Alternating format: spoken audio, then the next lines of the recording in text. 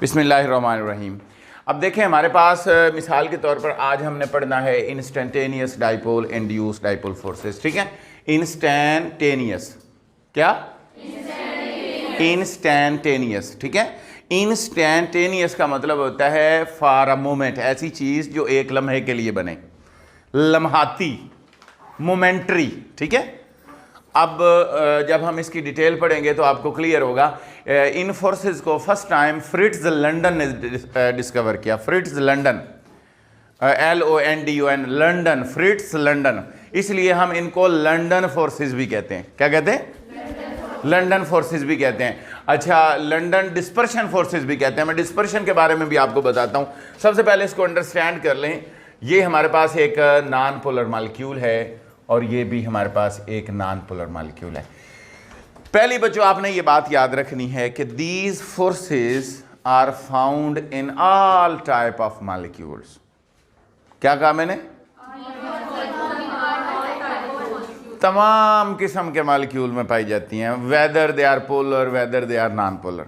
ये नहीं आप कह सकते जैसे वहां पर हमने फिक्स कर दिया था कि dipole dipole forces are found in, लेकिन यहां मैं क्या कह रहा हूं, these forces are found in all types of molecules but they are significant in non polar molecules.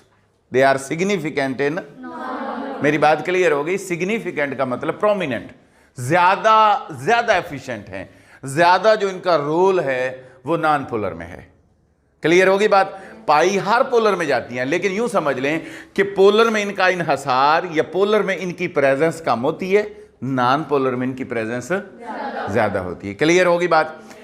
अब जरा समझ लें, मिसाल के तौर पर आपके पास ब्रोमीन का मॉलिक्यूल है, सारे ब्रोमीन मॉलिक्यूल हैं, सारे के सारे नॉन पोलर हैं। वो कह रहा है जब एक non polar molecule non polar के करीब आएगा, जब एक नॉन पोलर मॉलिक्यूल मिसाल के तौर पर देखें, ये एक नॉन पोलर है, ये भी नॉन पोलर है। कल हमने इस तरह की शेप ड्रा की थी, आपको आइडिया हो गया होगा। मैंने आपको बताया था ये सेंटर में न्यूक्लियस है, ये समझ ले इलेक्ट्रॉन है। क्लियर? अब जाहिर बात है जब एक non polar molecule non polar के करीब आएगा तो इसके इलेक्ट्रॉन उसके इलेक्ट्रॉन को रिपेल करेंगे। एक नॉन पोलर के मॉलिक्यूल दूसरे नॉन पोलर के मॉलिक्यूल के इलेक्ट्रॉन को रिपेल करेंगे। यूं समझ लें ये इलेक्ट्रॉन है, इन दोनों के दरमियान रिपल्शन क्रिएट होगी। इन दोनों के दरमियान जब रिपल्शन क्रिएट होगी तो जरा तवज्जो करें, बनेगा क्या? अब आपको पता है, फर्ज करें आप मैग्नेट के सामने मैग्नेट लाते हैं तो रिपल्शन के बायस जाहिर बात है उस एंड को दूसरी तरफ करना पड़ेगा। मेरी बात क्लियर हो गई? अगर यहां इसका इलेक्ट्रॉन इसके इलेक्ट्रॉन को रिपेल कर रहा है तो इसका मतलब इनमें से एक के इलेक्ट्रॉन इस तरफ रहेंगे, दूसरे के दूसरी तरफ चले जाएंगे। रिपल्शन के बायस, रिपल्शन के बायस क्या होगा? एक के इलेक्ट्रॉन इधर ही रहेंगे, दूसरे के दूसरी तरफ चले जाएंगे। मिसाल के तौर पर हम एग्जांपल देते हैं कि इसके इलेक्ट्रॉन दूसरी तरफ चले गए, इसके। क्लियर? अगर इसके इलेक्ट्रॉन दूसरी तरफ चले गए तो यह बन गया डाइपोल। देखें, इसके इलेक्ट्रॉन इधर आ गए और न्यूक्लियस उस तरफ चला गया, और ये वाला जो है इसके इलेक्ट्रॉन इधर ही रहे, इधर ही, और न्यूक्लियस इधर चला गया। ये बात समझ में आई? अगर नहीं समझ आई तो यू कैन आस्क अगेन। मैं दोबारा इसको रिपीट कर देता हूं। जब एक non polar molecule non polar के करीब आएगा, इसके इलेक्ट्रॉन इसके इलेक्ट्रॉन को रिपेल करेंगे। रिपल्शन के रिजल्ट के तौर पर इन दोनों में से किसी एक के इलेक्ट्रॉन इस तरफ रहेंगे। मिसाल के तौर पर मैंने फर्ज कर लिया कि इसके इस तरफ रहे और उसके दूसरी तरफ चले गए। दूसरी तरफ चले गए तो ये हो गए, ये इलेक्ट्रॉन हो गए, और न्यूक्लियस इसका इस तरफ आ गया। इसके इलेक्ट्रॉन यहीं रहे तो न्यूक्लियस दूसरी तरफ चला गया। मेरी बात समझ में आ गई? तो ये देखें, ये उस वक्त तक होगा जब ये दोनों एक दूसरे के करीब होंगे। जैसे वो दूर हटेंगे वो खत्म हो जाएगा। इसलिए वो जैसे करीब आया उन्होंने रिपल्शन के बायस एक डाइपोल बना दिया। क्या बना दिया? तो इस डाइपोल को, ये वाला जो डाइपोल बना है, इस डाइपोल को आप इंस्टेंटेनियस डाइपोल कहते हैं।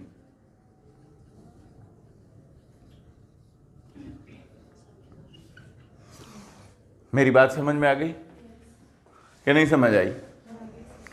बिल्कुल क्लियर बात है। अभी हमने इंस्टेंटेनियस इसको क्यों कहते हैं क्योंकि फॉर अ मोमेंट, एक शॉर्ट मोमेंट के लिए मॉलिक्यूल पास आया, उसने फौरन वहां रिपल्शन कॉज की और रिपल्शन के रिजल्ट के तौर पर उसमें डाइपोल बन गया। और वो डाइपोल जो है, जो फॉर अ शॉर्ट मोमेंट बना, उस डाइपोल को हम इंस्टेंटेनियस डाइपोल कहते हैं। क्लियर? समझ आ गई? अगर आपसे पूछा जाए व्हाट इज इंस्टेंटेनियस डाइपोल, तो आप क्या कहेंगे?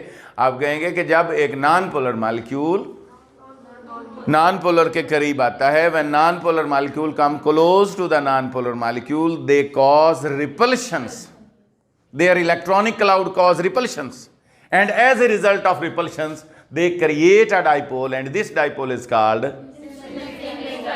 एक बात मैंने कल आपको बताई थी सिमेट्रिकल की।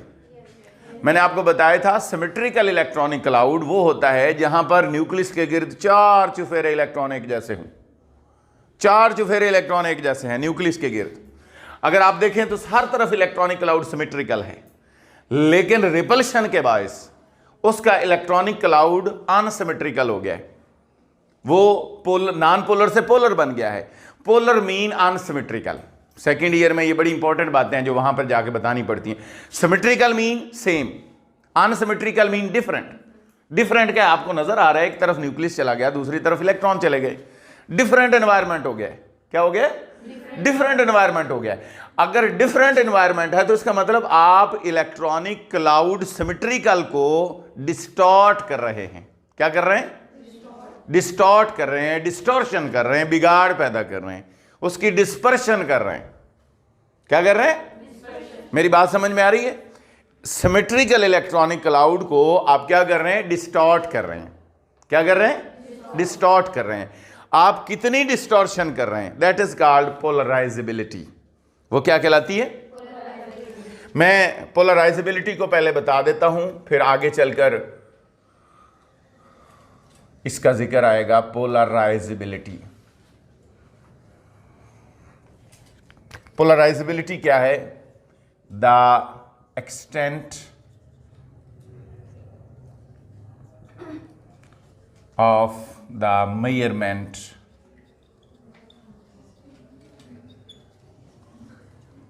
to which the electronic cloud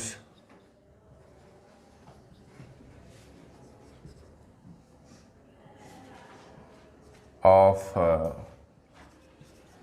non-polar molecule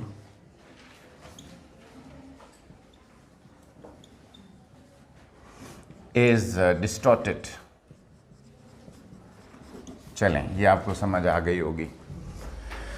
The extent of measurement to which the electronic cloud of the non-polar molecule is distorted, कहने का मतलब ये है, वो कह रहा है कि किसी नॉन पोलर मॉलिक्यूल में कितना बिगाड़ पैदा होगा। कोई नॉन पोलर मॉलिक्यूल कितना पोलर बनेगा, उसमें कितनी पोलैरिटी आएगी। मेरी बात समझ में आ रही है? कि एक नॉन पोलर मॉलिक्यूल था, एक सिमेट्रिकल था, उस सिमेट्रिकल ने अपनी शक्ल बदल ली है टू द अनसिमेट्रिकल। ऐसा ही है ना? सेम एनवायरमेंट से उसने शक्ल बदल ली है इस शक्ल में। वो कह रहा है उसके अंदर कितनी वेरिएशन आएगी, उसके अंदर कितनी वेरिएशन आएगी, उस वेरिएशन को जो है, हाँ जी, पोलराइजेबिलिटी क्या है?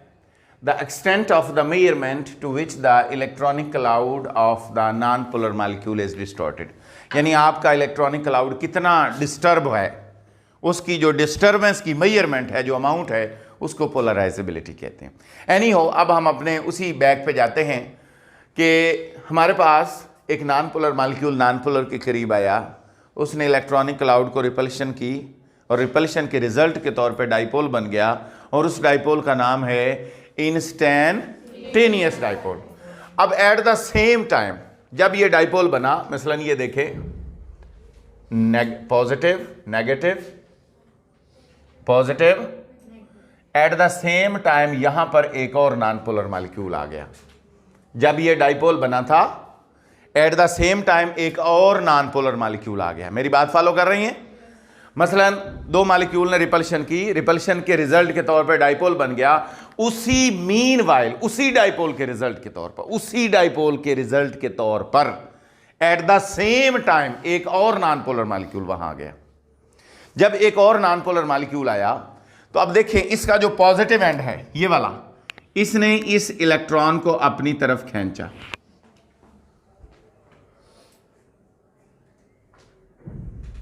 क्लियर। इस पॉजिटिव एंड ने इलेक्ट्रॉन को अपनी तरफ खींचा, जब खींचा तो ये इलेक्ट्रॉन इस तरफ आ गए, बोलो ये इलेक्ट्रॉन इस तरफ आ गए, और न्यूक्लियस, ये वो बात है जो लास्ट लेक्चर में हमने डिस्कस की थी कि पोलैरिटी दूसरे मॉलिक्यूल में कैसे पैदा होती है। अब ये क्या कर रहा है, ये पोलर था, इसने उसमें पोलैरिटी पैदा कर दी है, इसने उसमें पोलैरिटी पैदा कर दी है। तो ये जो डाइपोल बनेगा ये कहलाएगा इंड्यूस्ड डाइपोल। इसको आप क्या कहोगे, इंड्यूस्ड डाइपोल। ये पॉइंट क्लियर हो गया, समझ आ गई। अब देखें ये उसी तरह रहेंगे,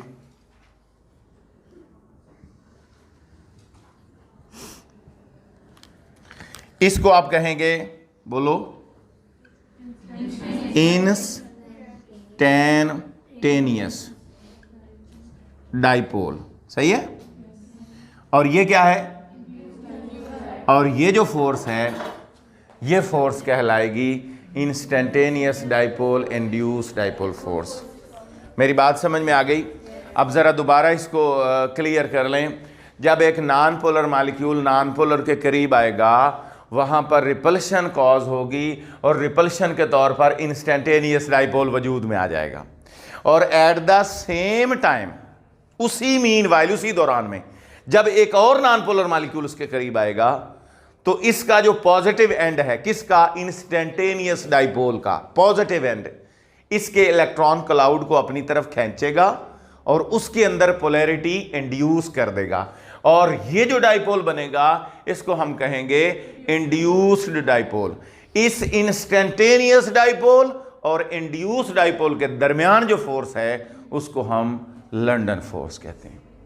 क्या कहते हैं? तो आप इसको बड़े अच्छे तरीके से एक्सप्लेन कर सकते हैं। आप इसे कह सकते हैं the force, the momentary force कह सकते हैं। मोमेंट्री इसलिए कहेंगे क्योंकि ये, बोलो, फॉर अ शॉर्ट मोमेंट के लिए डेवलप होती हैं। The momentary forces of attraction present between instantaneous dipole and between and induced dipole are called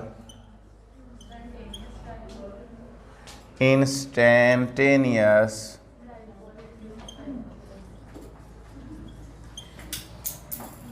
induced dipole forces, ठीक है।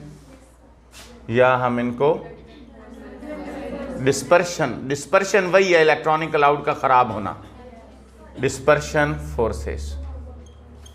चलें जी, कोई कंफ्यूजन है तो पूछ लीजिए।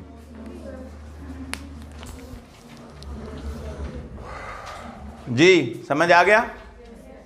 देखें कोई मुश्किल बात तो नहीं है ना। एक नॉन पोलर मॉलिक्यूल दूसरे नॉन पोलर के पास आया, उसने रिपल्शन कॉज की, उस रिपल्शन के तौर पर इंस्टैंटेनियस डाइपोल बना। एट द सेम टाइम फिर नॉन पोलर मॉलिक्यूल आया, उसमें उसने पोलैरिटी इंड्यूस कर दी, वो इंड्यूस डाइपोल बन गया। अब इस इंस्टैंटेनियस और उस इंड्यूस के दरमियान जो फोर्स है उसको लंदन फोर्स कहते हैं। अब यहां पर जब ये सवाल आएगा तो इस डेफिनेशन से गुजारा नहीं होगा, ये बात आप ज़हन में रख लें। अगर व्हाट आर लंदन फोर्सेस ये सवाल आता है तो आपने सबसे पहले ये लिखना है, फिर जनाब इंस्टैंटेनियस डाइपोल की हेडिंग देनी है, फिर उसको बताना है कि ये कैसे बना है, फिर इंड्यूस डाइपोल के बारे में बताना है, बताकर फिर ये फिगर बनानी है, बनाने के बाद फिर आपके 2 नंबर का सवाल कंप्लीट होगा, अदरवाइज नहीं मिलेंगे नंबर। कोई यहाँ तक कन्फ्यूजन है तो पूछ लो। एक तो हमने पोलराइजेबिलिटी पढ़ ली, आपको पता चल गया कि पोलराइजेबिलिटी क्या है, इसका यूज़ आगे आना था। उससे पहले मैं आपको बता दूं कि these forces are short lived, थोड़े अरसे के लिए होती हैं, मोमेंटरी होती हैं। शॉर्ट लिव्ड क्यों होती हैं? These forces are short lived या फॉर अ मोमेंट। क्यों? क्योंकि देखें गैस है, ये लिक्विड है, मालिक्यूल तो मूव करते रहते हैं ना, ऐसे ही है ना। एक मालिक्यूल फर्ज करें यहाँ पे है, इसके साथ डाइपोल बनाया, अगले ही लम्हे वो यहाँ पे नहीं है, वो किसी और मालिक्यूल के साथ जाके डाइपोल बना रहा है, इसलिए वो डाइपोल बनते और ख़त्म होते रहेंगे। जो इंस्टेंटेनियस डाइपोल हैं वो बनते और ख़त्म होते रहेंगे, इसलिए हम इन फोर्सेस को शॉर्ट लिव्ड या मोमेंटरी फोर्सेस कहते हैं। शॉर्ट लिव्ड या डाइपोल परमानेंट डाइपोल है, वो शॉर्ट लिव्ड नहीं है, वो हमेशा मालिक्यूल पोलर है और उसके दरमियान फोर्स मौजूद है। वो किसी और के पास जाएगा, मूव तो करेगा, लेकिन फोर्स वो परमानेंट ही बना रहा है। लेकिन यहाँ क्या है, वह पहले डाइपोल बन रहा है, फिर वो टूट रहा है, फिर वो नया बन रहा है। तो मोमेंट के लिए वो बन रहा है और मोमेंट के लिए वो टूट रहा है, इसलिए हम इनको मोमेंटरी फोर्सेस या शॉर्ट लिव्ड फोर्सेस कहते हैं। दूसरी बात मैंने आपको की पोलराइजेबिलिटी। पोलराइजेबिलिटी के बारे में मैंने आपको बताया कि एक मेजरमेंट, एक स्केल कि कितना इलेक्ट्रॉनिक क्लाउड डिस्टॉर्ट हुआ है, उसके अंदर डिस्टॉर्शन कितनी हुई है, यानी नॉन पोलर से वो कितना जल्दी पोलर बना है। नॉन पोलर से वो मेजरमेंट है, एक मेजरमेंट है किसकी? इलेक्ट्रॉनिक क्लाउड के डिस्टॉर्शन की, इलेक्ट्रॉनिक क्लाउड के डिस्टॉर्शन की। इसमें हमने अगली जो बात है वो पढ़नी है, वो है फैक्टर्स अफेक्टिंग। दो फैक्टर्स हैं जो मेन यहां पर रोल प्ले करते हैं। पहला फैक्टर है साइज ऑफ मॉलिक्यूल्स, दूसरा है number of atoms in a molecule. Number of atoms in a molecule, ये दो फैक्टर्स हैं जिनके बारे में हमने डिटेल से डिस्कस करना है। सबसे पहले मैं यहाँ पर अलोंग द ग्रुप जो अब आप मूव करते हैं, helium, neon, argon, krypton, xenon, ठीक है, ये सबसे पहले ग्रुप की बात कर लें। आपको पता है जब आप टॉप टू बॉटम मूव करते हैं तो साइज बढ़ता है। क्या होता है? आपने ये भी डिस्कस कर लिया कि हीलियम एक मॉलिक्यूल है, नियॉन भी एक मॉलिक्यूल है। ये वो मॉलिक्यूल हैं जो सिंगल एटम पर मुश्तमिल होते हैं, ये वो मॉलिक्यूल हैं जो, तो इसका मतलब हीलियम भी मॉलिक्यूल है, नियॉन भी मॉलिक्यूल है, आर्गॉन भी मॉलिक्यूल है, क्रिप्टॉन भी मॉलिक्यूल है। यहाँ वो ये बताना चाह रहा है कि जैसे जैसे साइज बड़ा होगा, साइज बड़ा होगा ना, मसलन इतना साइज हो गया, अब इलेक्ट्रॉन दूर दूर तक चले जाएंगे। जितना साइज बड़ा होगा इलेक्ट्रॉनिक क्लाउड भी फैलेगा। मेरी बात फॉलो कर रही हैं? जितना इलेक्ट्रॉन फैलेगा, इलेक्ट्रॉनिक क्लाउड फैलेगा, उतनी रिपल्शन भी ज्यादा होगी। मेरी बात जरा गौर से सुन लीजिएगा। मैंने क्या कहा कि जब साइज बड़ा होगा तो क्या होगा, इलेक्ट्रॉनिक क्लाउड भी एक्सपैंड होगा। इलेक्ट्रॉनिक क्लाउड एक्सपैंड होगा तो रिपल्शन भी ज्यादा होगी। रिपल्शन ज्यादा होगी तो फिर डिस्टॉर्शन भी ज्यादा होगी। क्या होगी? डिस्टॉर्शन, यानी कि इलेक्ट्रॉनिक क्लाउड की सिमेट्रिकल से अनसिमेट्रिकल होना, वो डिस्टॉर्शन भी ज्यादा होगी। और डिस्टॉर्शन ज्यादा है तो आपको पता है पोलराइजेबिलिटी भी ज्यादा है।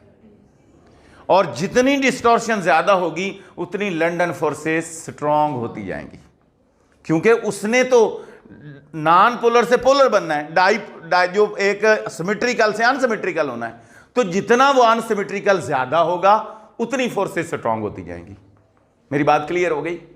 इसका मतलब जब आपका साइज मॉलिक्यूल का बड़ा होगा तो इलेक्ट्रॉनिक क्लाउड एक्सपैंड होगा, डिस्टॉर्शन ज्यादा होगी, पोलराइजेबिलिटी ज्यादा होगी, लंदन फोर्सेस ज्यादा होंगी, मेल्टिंग और बॉइलिंग पॉइंट भी ज्यादा होगा, मेल्टिंग और बॉइलिंग पॉइंट भी ज्यादा होगा। क्लियर होगी बात?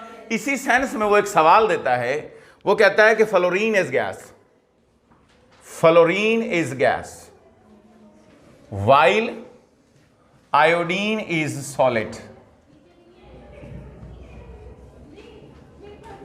ये एक सवाल आता है, इसको मैं समझाने से पहले आपके सामने एक बात लिख देता हूं, आपको मजीद आइडिया हो जाएगा इन दोनों के दरमियान में। अब देखें, ये गैस है, ये भी गैस है, ये लिक्विड है और ये सॉलिड है। अब आपको समझ आ रही होगी, फ्लोरीन का साइज सबसे छोटा है, क्लोरीन का साइज उससे बड़ा है, ब्रोमीन का साइज उससे बड़ा है और आयोडीन का साइज सबसे बड़ा है। वो कह रहा है देखें, फ्लोरीन में लंडन फोर्सेस वीक हैं, इसमें थोड़ी स्ट्रॉन्ग है गैस, लेकिन इसका बॉइलिंग पॉइंट उसकी निस्बत ज्यादा है। इसमें लंडन फोर्सेस स्ट्रॉन्ग है और इसमें इतनी स्ट्रॉन्ग हो गई है कि ये गैस फेज से निकलकर लिक्विड में आ रहा है, लिक्विड में, और इसमें इतनी स्ट्रॉन्ग हो गई है कि ये लिक्विड से निकलकर सॉलिड में आ गया। क्लियर होगी बात? इसका मतलब आपके ज़हन में सवाल आ गया, समझ भी आ गई, कंफ्यूजन क्लियर हो गई कि जो फ्लोरीन है वो गैस है तो आयोडीन सॉलिड क्यों है। आप क्या लिखेंगे कि आयोडीन का साइज फ्लोरीन से काफ़ी ज़्यादा है, बड़ा है, और जब बड़ा है तो फिर उसका इलेक्ट्रॉनिक क्लाउड भी बड़ा है, उसके अंदर डिस्टॉर्शन भी ज़्यादा है, उसके अंदर पोलराइजेबिलिटी भी ज़्यादा है, इसलिए फिर उसमें लंडन फोर्सेस भी क्या है, ज़्यादा है। क्लियर होगी बात? इसलिए आयोडीन सॉलिड है और फ्लोरीन रिवर्स में सारा साइज छोटा है और इसमें लंडन फोर्सेस वीक हैं। और यहां पर इस सवाल का आंसर करने से पहले आप ये लिखते होते हैं कि बेसिकली इनके मेल्टिंग और बॉइलिंग पॉइंट की डिपेंडेंस किस पे होगी, इन्हिसार किस पे होगा, वो आपको पता है, यहां पर इंटरमॉलिक्यूलर फोर्सेस पर होगा। और उसका बैकग्राउंड बताने के बाद आप इस क्राइटेरिया पर आ जाएं। अब हम चलते हैं नंबर ऑफ एटम्स पर। मसलन देखें, हमारे पास ये आप लोगों ने पढ़ा होगा C6H14, इसका नाम है हेक्सेन, इसका नाम है इथेन। क्लियर? समझ आ गई है? हेक्सेन और इथेन। इथेन में 2 कार्बन है और हेक्सेन में 6 कार्बन है। ठीक है? हेक्सेन में कितने कार्बन है? इसमें कितने कार्बन है? 2। अब इथेन जो है उसका बॉइलिंग पॉइंट कम है, हेक्सेन का बॉइलिंग पॉइंट ज्यादा है। हेक्सेन का बॉइलिंग पॉइंट ज्यादा है, इथेन का। जब आपके ज़हन में बॉइलिंग पॉइंट आ गई बात कि बॉइलिंग पॉइंट जिसका ज्यादा है, फौरन आपके ज़हन में बात आ जानी चाहिए कि यहां इंटरमॉलिक्यूलर फोर्सेस स्ट्रॉन्ग है। ये बात तो क्लियर हो गई ना? जब आपके ज़हन में आया कि इसका बॉइलिंग पॉइंट ज्यादा है, इसका मतलब इसमें इंटरमॉलिक्यूलर फोर्सेस ज्यादा है। अब अगला सवाल है ज्यादा क्यों है? ज्यादा इसलिए है कि इसमें नंबर ऑफ एटम ज्यादा है। Number of atom, number of atom से क्या होता है? बेसिकली नंबर ऑफ एटम से 2 कॉन्सेप्ट्स हैं जो हम अंडरस्टैंड कर सकते हैं। एक तो नंबर ऑफ एटम से साइज बड़ा होता है, नंबर ऑफ एटम से, और साइज वाली वही बात जो हम पहले कर चुके हैं। दूसरी बात याद रख लें, मसलन जिसके अंदर फर्ज करें इसके अंदर 2 कार्बन हैं, तो ये किसी भी साइड से जो अटैचमेंट है इंटरमॉलिक्यूलर फोर्सेस की वो 2 जगह से कर सकता है। और जिसके अंदर 6 कार्बन है, देखो वो 6 जगह से कर सकता है।